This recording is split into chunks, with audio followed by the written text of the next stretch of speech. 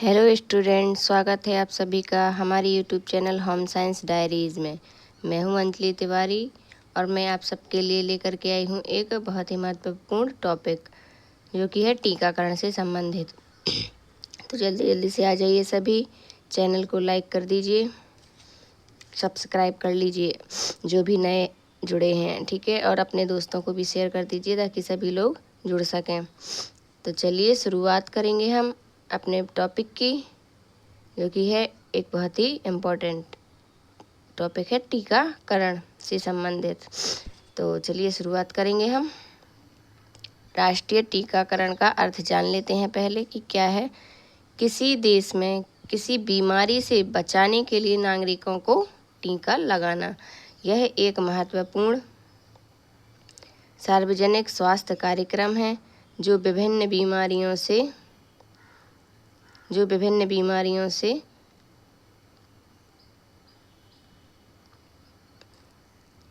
रोकने में, कम करने में मदद करता है। भारत में राष्ट्रीय टीकाकरण कार्यक्रम को सार्वजनिक टीकाकरण कार्यक्रम के रूप में जाना जाता है। विश्व स्वास्थ्य संगठन ने 1974 में विश्व टीकाकरण के लिए कार्यक्रम तैयार किया। इसका मुख्य उद्देश्य क्या था? इसका मुख्य उद्देश्य था बच्चों को 6 जानलेवा बीमारियों से बचाना, है ना।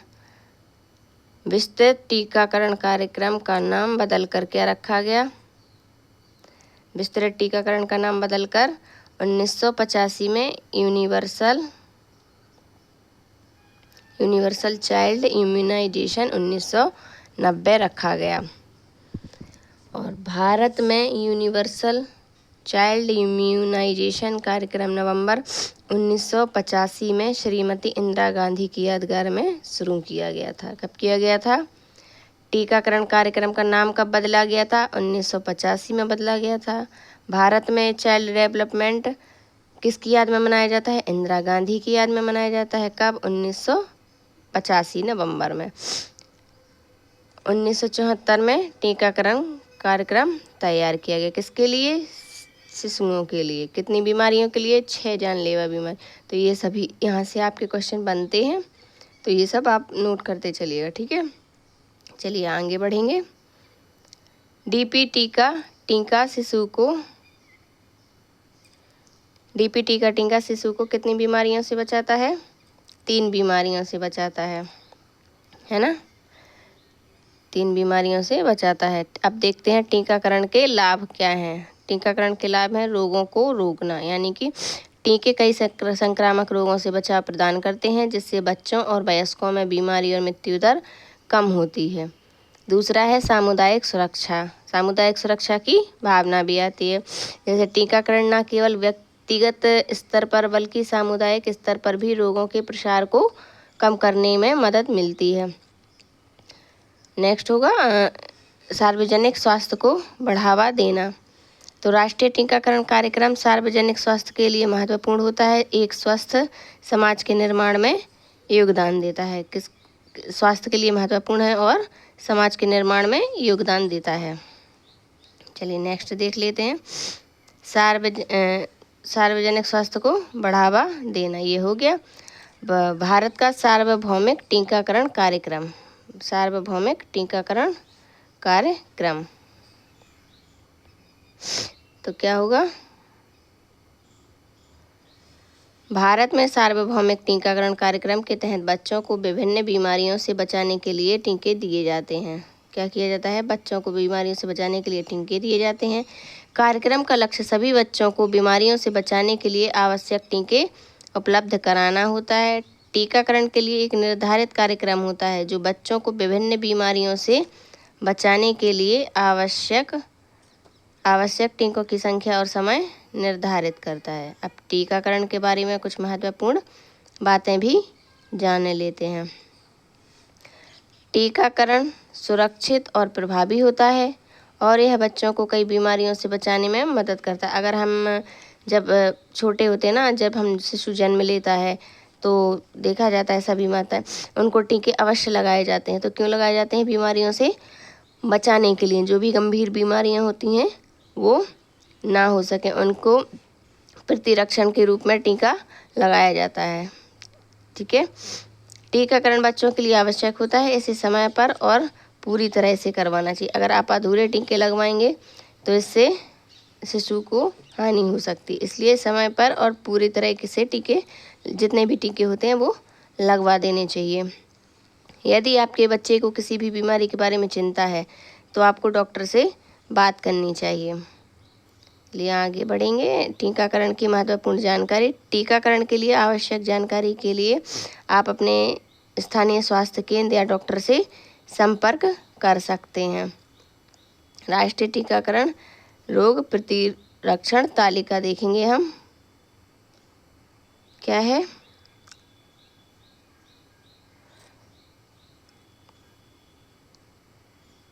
टीके कितने प्रकार के होते हैं? टीके कितने प्रकार के होते हैं? टीके 3 प्रकार के होते हैं। कौन कौन से? टीके 3 प्रकार के होते हैं। कौन कौन से? जीवित टीका, बीसीजी। जीवित टीके में कौन कौन से होते हैं? बीसीजी, पोलियो और पीत ज्वर और खसरा। कौन कौन से? बीसीजी का यानी कि ये होता है पोलियो से संबंधित, तपेदिक के लिए। और पोलियो का होता है ओरल, मतलब कि जो मुंह से पिलाया जाता है। पीत ज्वर और खसरा, ये टीके होते हैं सभी जीवित टीके। ठीक है, दूसरा है मृत टीके। मृत टीके होते हैं मोतीझरा, हैजा, कुकर खांसी, टाउन इन्फ्लुएंजा। तीसरा है जीव विषयक यानी कि रोहिणी और धनुष्टंकर। तो 3 प्रकार से टीके तैयार किए जाते हैं। आगे देखेंगे। हमारे देश में राष्ट्रीय टीकाकरण कार्यक्रम के अंतर्गत 15 वर्ष तक की आयु के बच्चों तथा गर्भवती महिलाओं को घातक रोगों के विरुद्ध टीके दिए जाते हैं। जो रोग है तपेदिक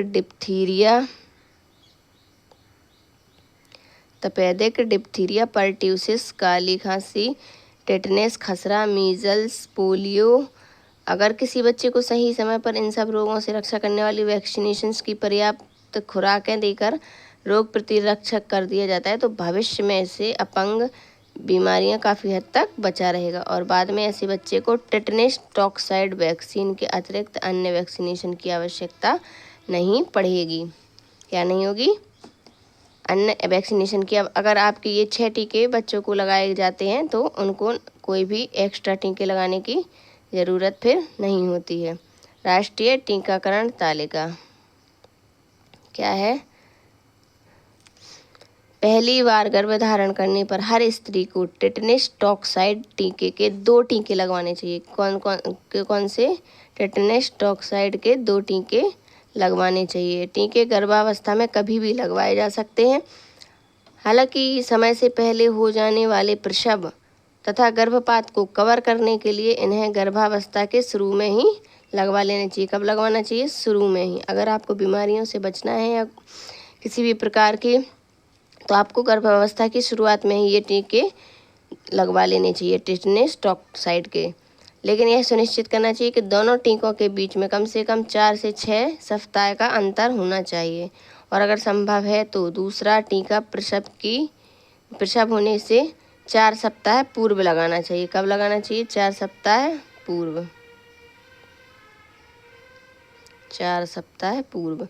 अगर स्त्री ने पहले गर्भ में टीटी के टीके लगवाए हैं और पहले गर्भ के 5 वर्ष के भीतर वह दूसरी बार गर्भधारण कर ले तो दूसरे में गर्भ में टीटी का केवल 1 टीका लगता है। यानी कि 5 साल के अंदर ही कोई लेडीज दोबारा प्रेग्नेंट हो जाती है तो उसको केवल टेटनस का 1 टीका लगेगा और अगर 5 साल से ज़्यादा हो गया है तो फिर से टेटनस के 2 टीके लगाए जाते हैं। और ये टीके कब लगवाने चाहिए? गर्भावस्था की शुरुआत में। ठीक है, आ रहा है ना समझ आप सभी को? चलिए देखिए, वह टीका प्रसव की अपेक्षित तिथि से कब? 4 से 6 सप्ताह पूर्व लगवाना चाहिए। अगर पहला व दूसरे गर्भ के बीच 5 वर्ष का अंतर है तो दूसरे गर्भ में पहले गर्भ की 2 टीके लगते हैं।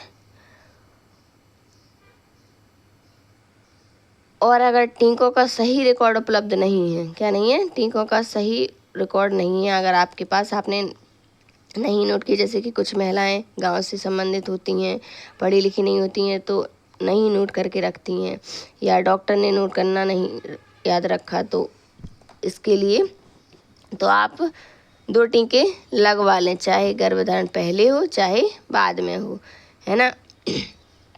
ये तो गर्भावस्था के पर लागू होते हैं कि आप कब गर्भधारण कर रही हैं, है ना, या फिर 2 से अधिक बच्चे पैदा ना किए जाएं, तो यही बेहतर है, क्योंकि परिवार नियोजन के लिए 2 बच्चे सबसे अच्छे, आज के टाइम में यही बेहतर है।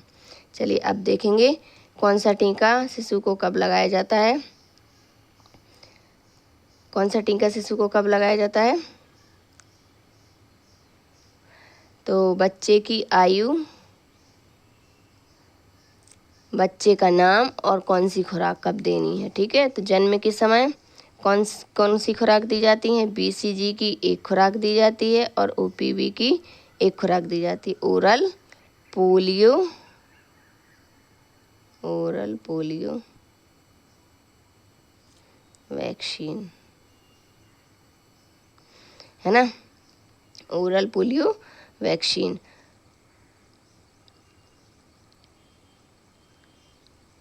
6 सप्ताह, 6 सवा 6 सप्ताह के में कौन सी खुराक दी जाती है? ओरल पोलियो वैक्सीन की और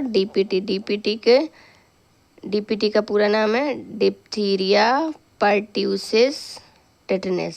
ये 3 रोगों से सुरक्षा करता है। कितनी? 3 रोगों से सुरक्षा करता है। ये भी, इसकी भी 1 खुराक देनी चाहिए और ओरल पोलियो वैक्सीन की भी 1 खुराक देनी चाहिए। फिर जब शिशु 10 सप्ताह का हो जाता है, 10 सप्ताह यानी कि 2 सवा 2 महीने का हो जाए शिशु, तब कौन सा देना चाहिए? 10 सप्ताह का होने पर ओरल पोलियो वैक्सीन की दूसरी खुराक देनी चाहिए। 6 सप्ताह में पहली खुराक और 10 सप्ताह में दूसरी खुराक, और DPT की भी दूसरी खुराक देनी चाहिए। 14 सप्ताह का होने पर ओरल पोलियो की तीसरी खुराक देनी चाहिए और DPT की तीसरी खुराक देनी चाहिए। 9 महीने से 12 महीने के बीच में कौन कौन सी खुराक दी जाती है? मीजल वैक्सीन की खुराक दी जाती है। केवल 1 ही खुराक देनी चाहिए। 9 से 12 महीने के बीच में मीजल्स की केवल 1 ही खुराक देनी चाहिए। फिर जब शिशु 15 महीने का होगा तो कौन सी खुराक देंगे आप? 15 महीने में MMR। अच्छा, MMR का पूरा नाम क्या है? आप सभी को पता है, measles mumps rubella. Measles mumps rubella. Measle mumps rubella की 1 खुराक देनी चाहिए। 16 महीने से 24 महीने के बीच में ओरल पोलियो वैक्सीन की चौथी खुराक यानी बूस्टर डोज देनी चाहिए। DPT की भी चौथी या बूस्टर डोज खुराक देनी चाहिए, वो भी 1, ठीक है। 5 से 6 वर्ष में DT वैक्सीन की केवल 1 खुराक देनी चाहिए और 10 वर्ष में केवल BT वैक्सीन की 1 खुराक देनी चाहिए। कितनी? 9 महीने से 12 महीने का होगा तो मीजल वैक्सीन की 1 खुराक देंगे। 15 महीने का होगा तो MMR की 1 खुराक देंगे। 16 महीने का होगा तो ओरल पोलियो वैक्सीन की 1 डोज देंगे, वो भी बूस्टर डोज। DPT की भी 1 बूस्टर डोज। 5 से 6 वर्ष का जब हो जाएगा बच्चा तो DT की 1 खुराक देंगे और 10 वर्ष का हो जाएगा तो T वैक्सीन की 1 खुराक देंगे। और 15 वर्ष का होने पर शिशु को क्या देंगे? 15 वर्ष का बालक होने पर TT वैक्सीन यानी टेटनस टॉक्साइड TT की 1 खुराक देनी चाहिए। राष्ट्रीय राजधानी क्षेत्र दिल्ली में रोग प्रतिरक्षण तालिका MMR वैक्सीन की 1 खुराक देने की सिफारिश की जाती है। यह खुराक बच्चे की आयु 15 महीने की होने पर दी जाती है। इसी प्रकार दिल्ली में सिफारिश की गई थी कि हर बच्चे को हेपेटाइटिस की भी बी वैक्सीन की 4 खुराकें दी जानी चाहिए।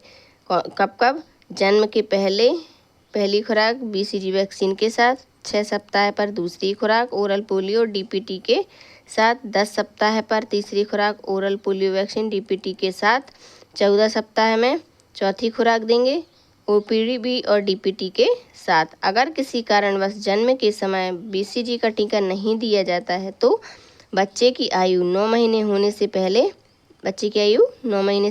होने पर कभी भी दी जा सकती है। तो ये सभी टीके शिशु के लिए और गर्भवती महिलाओं के शिशु के लिए भी आवश्यक हैं, और गर्भवती महिलाओं के लिए भी कुछ टीके जो लगाए जाते हैं इम्पोर्टेंट होते हैं, वो आवश्यक होते हैं, अवश्य लगवाने चाहिए। इसके लिए सरकार द्वारा कई प्रकार की योजनाएं भी चलाई जा रही हैं। आंगनवाड़ी कार्यकर्ताओं द्वारा घर घर जा कर के महिलाओं को जागरूक किया जाता है ना, और उन्हें बताया जाता है कि टीके लगवाना कितना आवश्यक है, और 5 वर्ष तक के बच्चे को ओरल पोलियो वैक्सीन की खुराक ज़रूर देनी चाहिए। तो ये रही हमारी आज की क्लास। आई होप आप सबको पसंद आई हो। तो लाइक कीजिएगा और सब्सक्राइब कीजिएगा और शेयर करना ना भूलें, ताकि सभी लोगों को ये अगर समझ आएगा तो ऑफ कोर्स आप लोग शेयर करेंगे, है ना। और बताइएगा नेक्स्ट टॉपिक कौन सा होगा। तब तक के लिए